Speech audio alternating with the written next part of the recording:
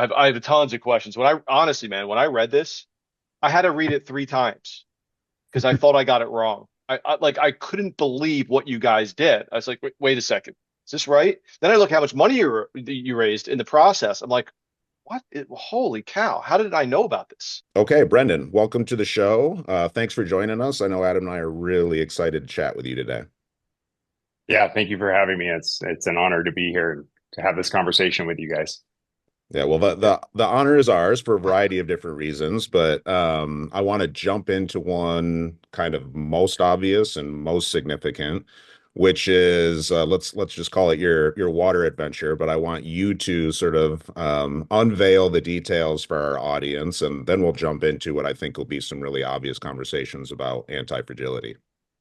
Sure, absolutely. So this past summer, beginning in June of 2024, myself and three teammates had the opportunity to join the world's toughest row, which is a ocean rowing race from Monterey, California to Kauai, landing in Hanalei Bay. So we departed second week of June, and we successfully crossed after 41 days, pulling into Hanalei Bay. What's really unique for our team, there were 9 teams in the event at the start, 8 finished. And what was unique for our team is that it was kind of 2 parts. One is, a group of lifelong endurance athletes. And we had one teammate who is living with Parkinson's and became the first person with Parkinson's to cross the Pacific Ocean, and only the second person ever to row an ocean with Parkinson's. And in addition to that, we became the first 4-man American team to cross the Mid-Pacific, which is that section from California to Hawaii. And in the context of that, we actually partnered with the Michael J. Fox Foundation for Parkinson's Mm, research, and were able to raise a significant amount of money for research for the organization. So, Amazing. yeah, I'm I, yeah, and I'm not sure significance sums that up, Brendan. Like from what I read, it was $41 million. Is that right? that is correct. Yeah, so I think we finished out the year at just shy of 43 million. Wow, Much of Jesus. that was in part to a 3-to-1 match from an anonymous donor who matched every Right. dollar 3 times. Um, and what's also amazing is the community that we built around it. That 41 million was from 26,000 individual donations. Wow. So really Wow. incredible community that was behind Hmm. us for the crossing. Yeah. Amazing. That's a perfect segue because the relational aspect of this has me fascinated, right? The team itself, and but even broader, right? With the collective support. So one of your teammates' mantras was, "We did a thing, we did it together. It couldn't have been done any other way." And it seems to Mhm. have embodied the spirit. And I'd love to hear more about this idea, like the boat was adorned with inspired to endure. Like, how does Mhm. that, yeah, how does that all begin? Did you know these guys? How did you build this team? What was that like? Yeah, yeah. So I had been fascinated with ocean rowing for a little while. And I come from a background of high altitude climbing, big Uh, endurance sports, spent a okay. lot of time in the Himalaya and other Hmm. places. And I knew of another climber who had rowed an ocean, and then I heard a podcast with someone who had completed an ocean row. Um, my One of my teammates, Scott Foreman, he and I go back about 30 years. We used to guide together in North and Okay. South Okay. America. Okay. And so I pulled him in, and he's never one to say no. The other piece is for his 50th birthday, we ran the Grand Canyon rim to rim to rim. So it's about 47 miles, ton of climbing. My wife and And I are just planning that trip. Literally just planning fantastic. that trip. Yeah, not twice Yeah, though. That's intense. yeah, yeah. That's intense. Um, so that was for his 50th. And I said, well, Okay. since I'm doing what you want for your 50th, we're going to pick what I'm doing for my 50th. Well, I kind of upped the bar a little bit. So Scott and I came together. He invited Pete Durso in, They went through residency together in medical school. And then at that time, we also partnered with the foundation. Every ocean rowing team usually has a nonprofit that they're raising funds Okay. for. And through that, things started to blossom. And that included, the fact that, selfishly in the past with my climbing background or any of the endurance events that I participated in, it was really about me. It was about what can I accomplish, and it was really egotistically driven to see what my potential was. We realized early on, and especially once Pat became involved, at first we didn't think Pat would want to row. It was kind of, hey, can you help support our mission, and really get the voice out there amongst the Parkinson's community. And he was only recently diagnosed, so this was a big step for him because he was fairly quiet about it. And that's where we realized that our ability to endure this type of event, and for folks who aren't aware of it, ocean rowing is pretty amazing because you got to keep that boat moving 24 hours a day. So you're rowing typically 2 rowers at a time, 2 hours on, 2 hours off, 24 hours a day until you reach your destination. So you can put that together into 41 days, and it's quite a physical effort. But along with that physical effort is the mental capacity to endure with what you're going through, as well as, any sort of spiritual support you can take. And that was where that inspiration from the community that I was speaking about, in terms of like the volume of different people that donated, but just having that as essentially like a tailwind for the support that was going to allow us to come through. And so that kind of, allowed the whole mechanism to come into place as the team was built, and we recognized, wow, this is so much bigger than any 4 of us, than just the 4 of us. Well, have you seen Losing Sight of Shore, the movie? No, I have not. No. So I highly recommend it. And the reason I mention Right. it is, and my next question was going to be how much of your journey has been sort of documented or might be on video or any of the other teams, because I think it might be interesting for people to see or experience it. But the reason I bring up Losing Sight of Shore is, well, there's a couple. One, my understanding is, so that's the story of 4 women that rode from, I believe, the Bay Area, kind of maybe it was SoCal, but either way, rode from California to Fiji. And can't remember if it was the first people to do it to Fiji or first women, but either way, the writer, the creator, the director was my neighbor in Los Angeles. So I happened to stumble upon this. I actually was their dog sitter for a little while.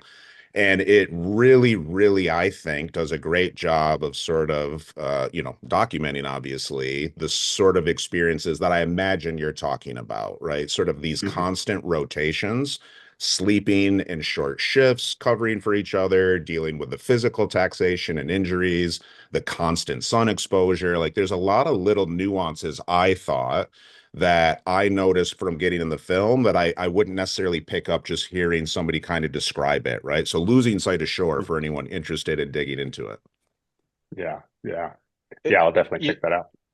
I think it's good, even metaphorically, right? This idea of being untethered from the world. This idea like no land in sight, right? No engine to rely on. You didn't have a boat following you, right? No. And probably one of the most unforgiving. I mean, you've been in other unforgiving, environments, but probably one of the most unforgiving. So many things could go wrong just on the physical side. I'm particularly interested on the psychological side, right? What kind of hurdles come up in situations like that? How did you guys navigate them? Yeah. So to back up a little bit, one thing that was really important to us, because we had seen other teams finish who couldn't look each other in the eyes when they got to the finish line, couldn't stand on the podium together. And one of the greatest components that we put forth for each other from the beginning is we're going to finish stronger than we began. And I can honestly call them my brothers now.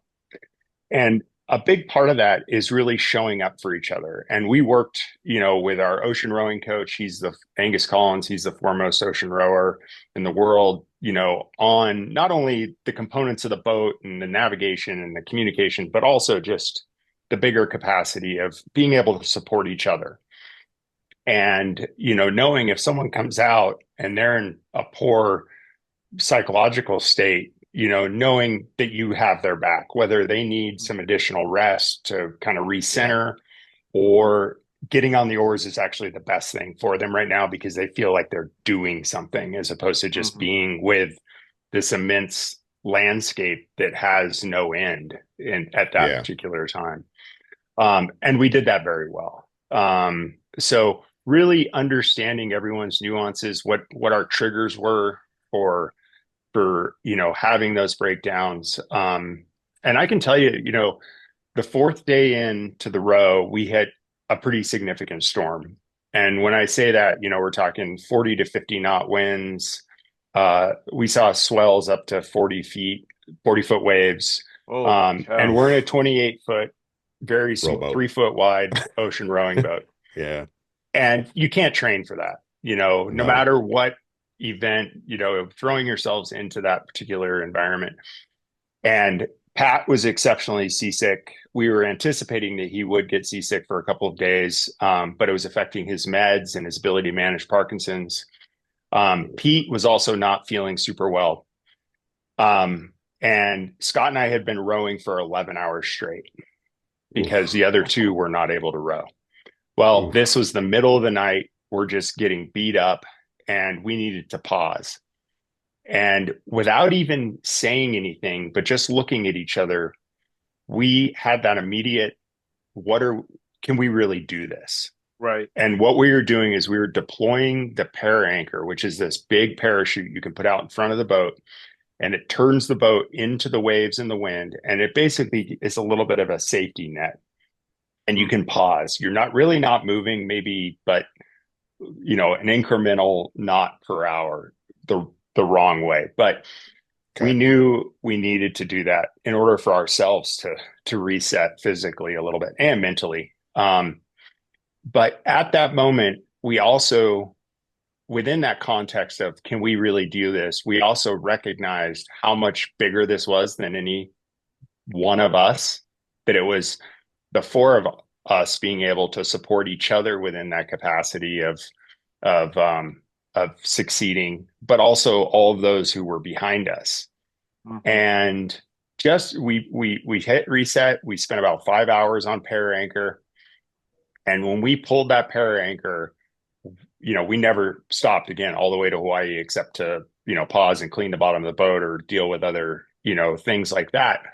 But it reinvigorated and kind of gave us that kind of support when we needed it most. And there were other instances, where that support came into play throughout the crossing. But we were really able to know each other, know what we needed to do for each other through the work we did, because we trained for this event for about a year and a half leading up to Okay. it. So we spent a tremendous amount of time together. And if we couldn't row, we were just talking and Hmm. understanding each other so that when we were out there, you knew, okay, does Pete need a hug or does he need a punch in the face? I Right. mean, and Right. it's really knowing how to support each other. Yes. And The optionality in that, yeah, sorry, yeah. Adam, the No, go ahead. optionality Yeah. in that is so important, but I really want to double click something because so often, Brendan, when we talk about anti-fragility, I think we both feel really compelled to say to whoever's listening, we're not talking about this toxic, just suck it up, nothing ever bothers you, right? Deal with it and move on, suffer in silence sort of attitude. And what I love so much about your story, and I knew you would bring this, just knowing you, a bit, is you're doing this wildly, incredibly difficult, scary, dangerous, challenging thing. But the process of getting there sounds like it involves vulnerability and transparency and communication and some love. But I love the last part and the optionality of quote unquote kicking the person in the ass or punching them in the face because they know you're doing it out of care for them and the Yeah. cause, right? And Yeah. it's just such a good illustration, I think, of the dynamics in that it doesn't take this imperviousness to do these really hard things. It takes a certain flexibility and optionality to do them. Mm-hmm. Mm-hmm. And Yeah, that idea of, we focus so much on grit, right? And what Nick and I talk about quite a bit is this high challenge, high support environment where you have to know your teammate and you have to know the person in front of Hmm. you. So you're doing the problem solving, you're working as a unit in the harsh environments, but there's going to be breakdowns and tensions going to run high at times. And Mhm. in order to navigate them, you have to have a real relationship, right? And you really have to know what that person needs. And I think it's remarkable under those circumstances that you guys managed to do all of that, just because I can't even fathom what those kind of swells, what that must be like. Is there any time in the midst of this and you're like, what the hell was I thinking? I know you have meaning and purpose, but it's like, why am I doing this? And you have a family at home and is there a level of Mhm. narcissism around this? Like, what are we doing here? Yeah, yeah, that's a good question. I would say the only time I actually had that thought, in terms of like, okay, is this the right thing to do, was actually the first 12 hours rowing out of Monterey, Hmm. where Okay. it was like, oh, this is the real deal. We're actually doing this now. The lead up and everything was so, the word precision comes to mind, but I don't think that's appropriate because, we had our our quirks and everything. But just the training and everything, it just happened really organically to place us right there, ready to go. That it didn't feel like it had that, narcissistic drive behind it, Hmm. and it was more um, broad in terms of, you know, the ability to do this, um, and see what we were capable of. Because I think Right. each one of us, had our own background and our own, um, understanding of what our thresholds were, and this was a unique opportunity to truly like see where that limit was. And once we started getting into the heavy stuff, then it was like, okay, the pure personality is going to come through, the true self. Hmm. Yeah. Wow. And yeah, you can't prepare as much as you No. want to prepare, whether it's the ocean or the human. Um, Things are going to come forth that you're like, wow, I didn't know this side. But being supportive, Nick, to your point, being very porous, not Hmm. Mm. recognizing that what each person is dealing with is their own challenge. And all you can do is really like let it flow through you. Don't see it as a contention that it's something you did, unless you're truly not showing up for them. Hmm. Um, but but it's really just, oh, I recognize that you're there and being supportive to what we're going through. Yeah. What I was going to add is, Pat, here he is. He's got this, underlying disease. It was exacerbating itself really bad out there. On all of our training rows, you couldn't tell he had Parkinson's. Physical exercise is like the best thing for Parkinson's, and it would effectively go away. Okay. That we didn't notice it, and out there it was getting worse. Hmm. And it reached a point where we actually had to, what we like to say is put him in timeout, where we had to say, Pat, you're 24 hours, no rowing. And Hmm. that was really hard for him because he's an exceptionally driven individual. He was a, Division I wrestler. You can imagine the mentality that Yeah. comes with that training and focus for Yeah. so many years. Yeah. And here we were telling him, sorry, you're stopping. And that reset, our recognition of where he was at and trying to support him and knowing he wants to give, but also saying, yes, we love that you want to give as much as you have right now. And the best way you can give for us is to take a break. And that was, a really hard transition period for him, but it was the best thing that could have happened. And he recognizes that today. Yeah. You said about being surprised, about what comes up. I'm just so maybe in your teammates, but were there any surprises in dealing with that vastness, that fear for yourself, like that you weren't aware of coming in, and you were just like, who is this guy? What is, didn't even realize I had this next level. Mm-hmm. Yes. You know, I've thought about that a lot because, when I was out there, I was actually really surprised with the calmness that I handled Hmm. the intense situations that Mother Nature was providing to us. And the human component, um, I think with the training that I've allowed myself to go through and everything, I was prepared for that. Um, and the things that came up for me were surprising. It was like overreacting to just serious burns on the rear end. Huh. And that was as a result of like a poor choice in the polypropylene that I selected.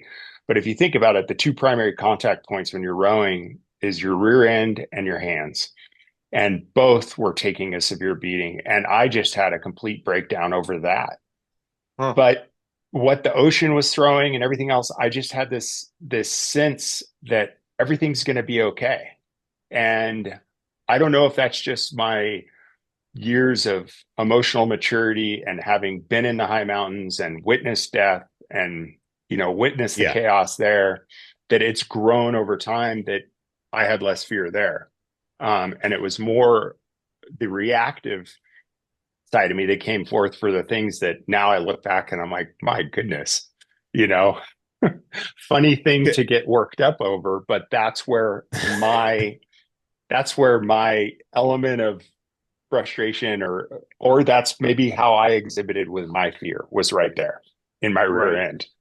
Right. And Well, you're right, but I it was a choice. Yeah, go ahead, Nick. Yeah, no, I'd be interested to dig into that a little bit more, the dynamics between what you felt like you could have or could not have controlled and how that Hmm. maybe sort of managed. Because again, I could see you sitting there being upset with yourself potentially. You literally just said it was your choice as opposed to the thing, right? But I'm actually more interested in, you just kind of referenced it, and I was going to ask about it anyway, the build up to this point, right? The progression, because I don't want people to hear, and I don't think they will. Hey, you want to be anti-fragile? Go swim from, San Francisco to Hawaii. You Yeah. have a history of what I imagine is going to be this nice sort of like evolution or cascade of uncertain environments, adverse environments and circumstances, volatility, unpredictability. You've referenced it a couple times, but will you just give people kind of some of the highlights of the different things you've done around the world, and maybe talk a little bit about, in retrospect, do you feel like those built you up towards this point? Yeah, they absolutely did. And I mean, my background, I was a professional climber and mountain guide for well over a decade. And it was much longer than that in terms of the amount of time I've spent in the mountains. But I've climbed 5 different expeditions to the Himalaya, and summited Denali up in Alaska 5 times, and have about a dozen trips to South America to high altitude peaks down there. And when you're in those elements, it's never a perfect situation, and that included being on arguably the most dangerous 8,000-meter peak in the world, Annapurna, where when we were going to high camp, we had a massive avalanche hit. Hmm. We lost one. I worked to attempt to save his life for about 4 hours, Hmm. but we were able to save 3 others and get them off the mountain. And had a lot of other harrowing situations like that, whether it was on Denali, with folks who had high altitude sickness, or in South America where you have folks who take big falls and you're rescuing them. And in addition to that is just being in very snowy environments where avalanches are a significant risk, and just everything else like that. So there was this steady build, along with an emotional maturity of experience and understanding, and kind of that recognition of accepting fear as opposed to kind of running away from it, which is what I did when, after 2005, when I was on Annapurna and that accident happened. I tried to go back the following year, but I realized I was so scared and I was truly running from death. Hmm. And once I recognized that and started having a more mature relationship with fear and with death, it did not feel as impactful in my decisions that I was going to make. That you end up being more in support of those things you can control and those you Hmm. cannot. Hmm. Um, and coming into this, that buildup on my personal level really helped me. And I can say, for some of my teammates who hadn't had that extreme endurance push for themselves physically, or the experience of being in that raw environment along with Mother Nature, paralyzed them. Hmm. And it was really an interesting experience to try to support them in the best method that I knew how, while at the same time understanding, wow, we have definitely pushed the boundary of their capacity right now to understand what is controllable and what is not. When you're speaking, you remind me of Alex Honnold, right? The free solo climber. And in looking at him psychologically, everyone said, well, how does he deal with the risk that he's taken on? And when he talked about it, he didn't see it as risky. It's like, I Mhm. trained for this. He basically, he reframed his perception of risk. Um, and I'm wondering with you, given that you had a stealing effect, all your training, the stress inoculation, and your exposure over and over again. How did you deal with people who froze up? What did you do? Like, what techniques did you use for yourself, and what techniques you use with them to bring them back to contribute? Yeah, it was a lot of acceptance. I think that was the first part that was kind of hard. Yeah. That wasn't true for everybody, but just accepting and kind of giving the you know su support. So specific. If we get into the details of specific, kind of methodologies, it was Mm-hmm. really, I mean, we were using breathing techniques. We were Mm-hmm. really trying to just bring them back to the now and allow them to recognize that, yes, conditions are very unstable right now. Um, and we're also really safe. We are, we're on a boat that's working well. Once we really appreciated how well she could handle those big swells, you started to adapt to feeling that support Mm-hmm. and Confidence. Yeah. and really emphasizing that that um that if you get too lost up inside yourself and not kind of being able to express it, for each other, and this gets back to what we were talking about earlier on in terms of, um, folks who have that grit tenacity, but hold it inside and don't let it out. Mm-hmm. It builds, and then you got to let the pressure out somehow. And so really Mm-hmm. allowing them to share, what are your fears right now? Like, what is it that is impeding you from either being able to row or contribute, that's really inhibiting that release. And so really talking through it with them to just get that. And it was hard. It's hard because some, especially in modern America, I mean, we're starting to open up more and more, but there is a Huh. certain cultural component that just, to be tough, I got to be quiet, I got to be stubborn, I got to be stoic. And when you release it, it's like, oh, there he is. Now we can Mm-hmm. start to have a good conversation and start to release that. So it was a method. It was a kind of throwing everything at the wall that we could to really try to help them, um, kind of release and just come back into the now, that, hey, we're in a good space, we're okay, and we've got each other. Yeah. Nick, what do when I hear, we talk about mindsets and frames, right? And you get to this point of immobilization and dissociations, all things that happen to, when you're overwhelmed, right? It's one thing to work with that in the therapy office when I have someone coming in who's traumatized. It's another thing to be on, literally be on a boat in the ocean and to say this is a safe place. Mm-hmm. Fascinating. What a fascinating approach. And it all has to do with mindset shift. How are we framing this situation? Um, and to know that you're Did doing this real time is just hard to fathom under those circumstances. Yeah, go ahead. Well, it brings an interesting question. I'm like, Brendan, did you and or any of the teammates do? I mean, you had a lot already of mental prep. Hmm. just from your Yes. lived experience, aside from what I know you formally have worked on and trained and done, right?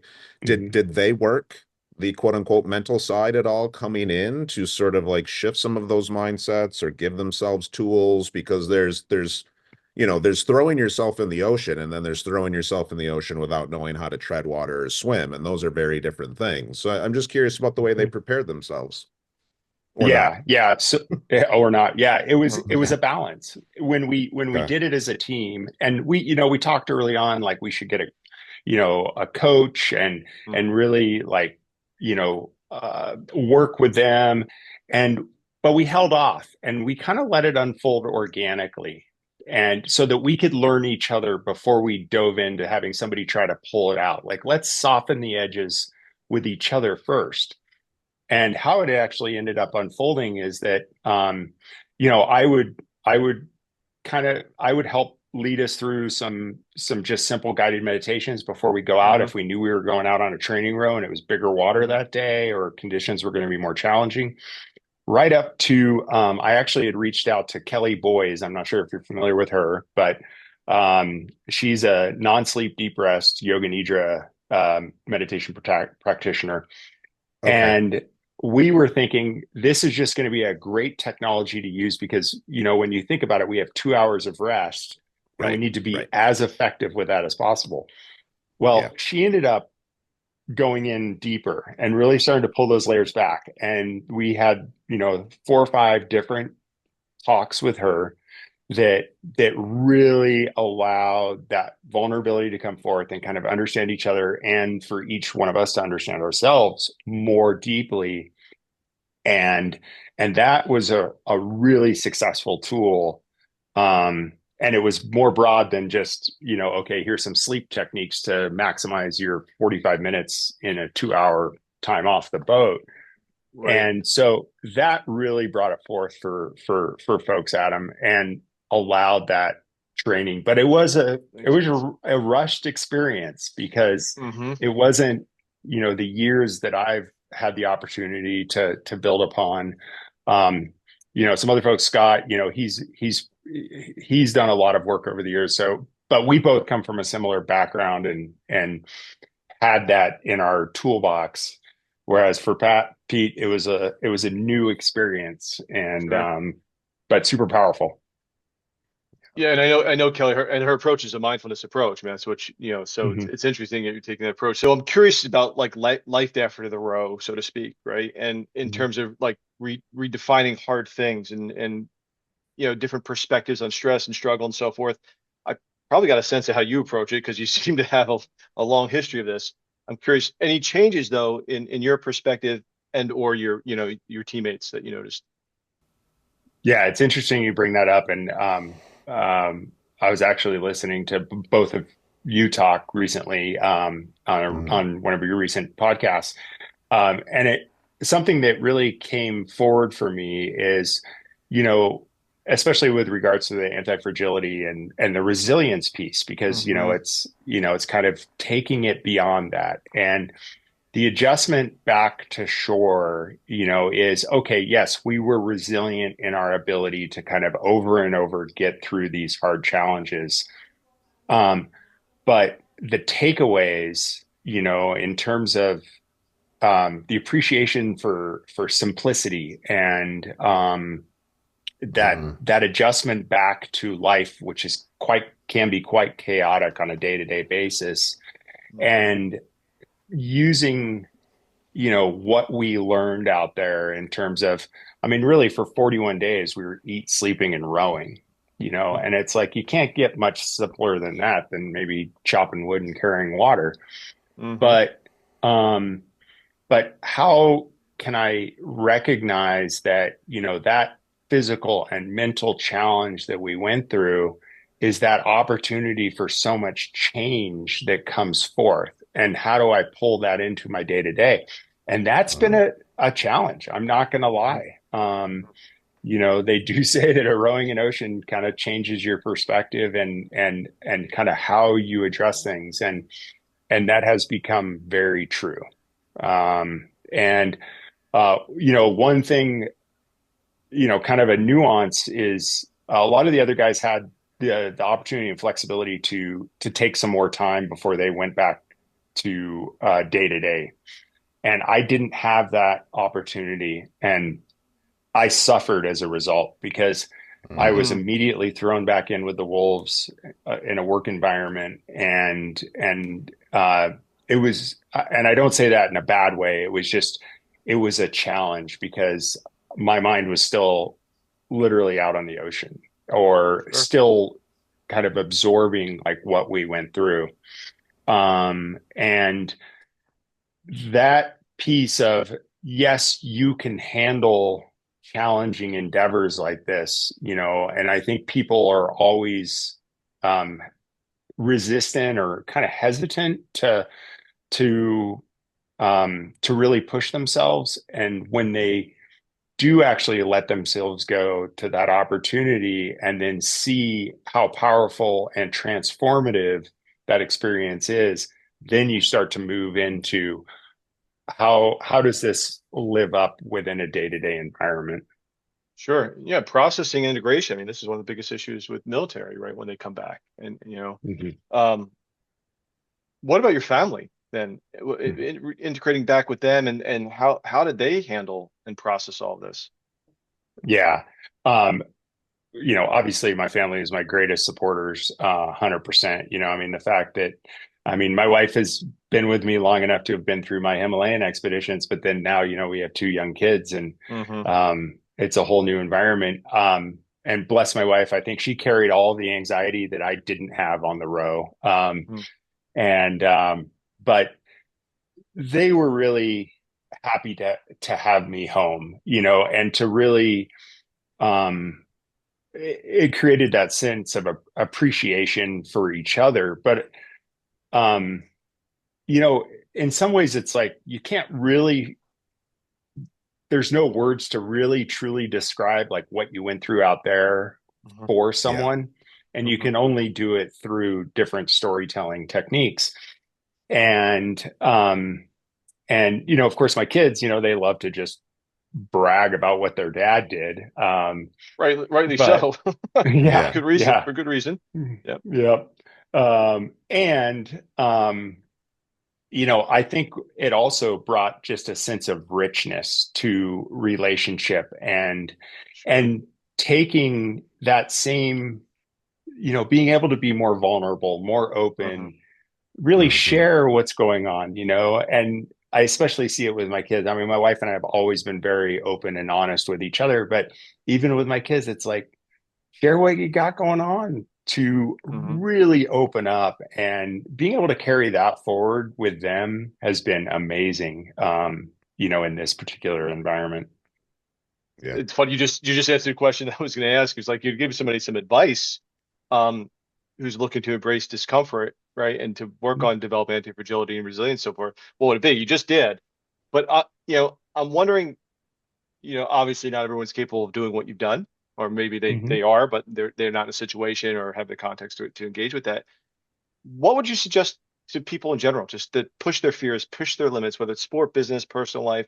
What does that, Mm-hmm. what does that look like from a practical perspective? So somebody who can't model it like your kids or see it firsthand, Mm-hmm. but what is some advice? Ooh, that's a really good question. I I I firmly believe that just allowing that opportunity to recognize what is holding you back from that dream or that idea or that concept that you want to pursue, Mm, and how can you bring that into the equation of allowing it to occur. So, if someone wants to do something that's physically challenging, but they say, well, I don't have, time, money, asset, hmm. okay, those are all physical things, but what's deep inside that's really like Hmm. preventing that?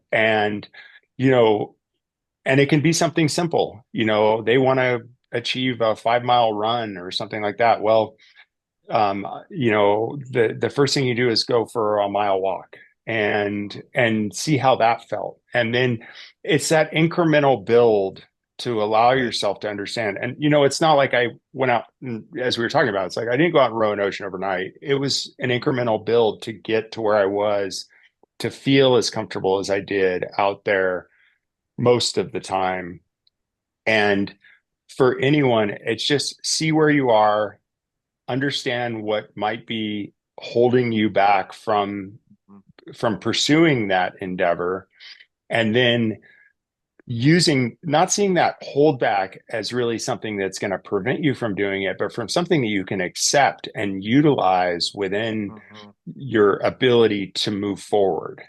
And I mean, I still see it, I mean, it's human nature, I think, to just, feel fear and say, oh, I'm not going to do that. Mhm. As opposed to, okay, well, what if I just take one more little step? What did that, maybe it Right. just changes enough of a shift in perspective that you're able to understand that, like, just taking these incremental steps.